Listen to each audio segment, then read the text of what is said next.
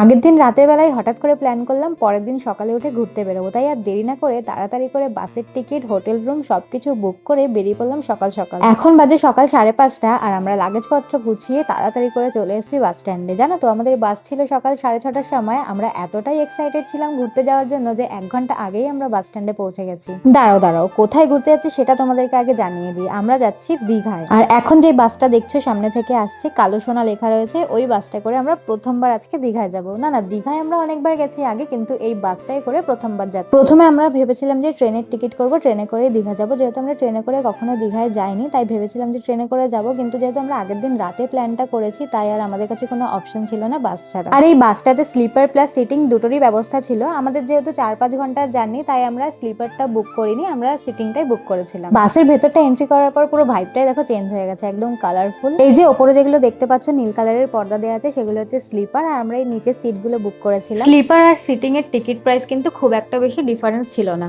আমাদের যেহেতু মাত্র 4 থেকে 5 ঘন্টার জার্নি ছিল, তাই আমরা ভাবলাম যে আমরা একটু বসে বসে এনজয় করতে করতেই যাবো। কিন্তু বাসে ওঠার পর আমাদের এতটাই ঘুম পাচ্ছিল, তখন মনে হচ্ছিল স্লিপারটাই হয়তো বুক করলে ভালো হতো। আমার জানো তো, কোথাও ঘুরতে যাওয়ার থাকলে আগের দিন রাতে আমার কিছুতেই ঘুম আসতে চায় না, তাই আমি একটুও ঘুমাতে পারিনি রাতে। অনেককেই দেখেছি যারা বাসে ট্রেনে করে জার্নি করে, তারা দেখি কি সুন্দর বসে বসে ঘুমিয়ে পড়ে। আমার আবার কোমরটা একটু সোজা না করলে ঘুম আসতে চায় না। পুরো 2 ঘন্টা জার্নি করার পর আমাদের বাসটা দাঁড়িয়েছিল কোলাঘাটে। আর কোলাঘাটের একটা ধাবা থেকে আমরা নিয়ে নিয়েছিলাম একটা ডিম টোস্ট। যেহেতু আমরা সকালবেলায় কিছুই কেউ খেয়ে ওঠেনি বাসে, তাই খুব জোরে আমাদের খিদে পেয়ে গেছিল। আর এই একটা ডিম টোস্ট আমরা 3 জন মিলে ভাগ করে খেয়েছি। বাস জার্নি করার সময় খুব একটা বেশি পেট ভরে না খাওয়াটাই বেটার। এই তো তোমাদের সাথে কথা বলতে বলতে আমরা নেমে পড়লাম নিউ দীঘা বাস স্ট্যান্ডে। আমাদের হোটেলটাও আমরা যেহেতু নিউ দীঘাতেই বুক করেছিলাম, তাই আমরা নিউ দীঘা বাস স্ট্যান্ডেই নেমে পড়েছিলাম। আর টোটো ধরে চলে গেলাম সোজা আমাদের হোটেলে। এই যে হোটেলটার নামটাও তোমাদেরকে দেখিয়ে দিলাম। আর আমাদের হোটেল থেকে বিচের দূরত্ব হচ্ছে মাত্র 10 মিনিট পায়ে হেঁটে। আমাদের হোটেলটা বাইরে থেকেই যতটা দেখতে সুন্দর ছিল, ভেতর থেকেও কিন্তু তার থেকেও বেশি সুন্দর ছিল। আর হোটেলে ঢোকার সঙ্গে সঙ্গে আমাদেরকে দিয়ে দিয়েছিল ওয়েলকাম ড্রিঙ্ক। আর হ্যাঁ, তোমরা যদি কেউ হোটেল রুমের ভিডিও দেখতে চাও, তাহলে কিন্তু অবশ্যই কমেন্ট করতে হবে। দেখা হচ্ছে নেক্সট ভিডিওর সাথে। আজকের জন্য এটুকুই, টাটা।